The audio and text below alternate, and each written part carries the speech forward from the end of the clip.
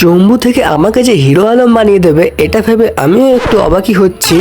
তো বাড়ির সমস্ত গণ্যমান্য ব্যক্তিরা বলছিল আমার চুলগুলো নাকি একটু বেশি ছোট হয়ে গেছে, তাই বড় করে আসতে। তাই আমিও আর কি তাদের কথা শুনে চুপচাপ ভালো মানুষের মতো চলে এলাম চুল বড় করতে। তো এখানে এসে আমার যতদূর মনে পড়ে এখানে পাশে একটা কামারশালা ছিল। তো এখানে বাইরে বেরিয়ে আমি তো দেখি কামারশালা হয়ে গেছে এখন আড্ডাশালা। তো যাই হোক এখানে বেশিক্ষণ না থাকাই ভালো। তারপরে আমি চলে যাই চুল কাটতে। তো যাই হোক কুচুত কুচুত করে চুলগুলো আমার অনেকগুলোই কেটে দেয়। তারপরে দেখো আমি একবারে হয়ে গেছি হিরো আলম। এখন তো আমাকে মুখ দেখাতেও লজ্জা লাগছে।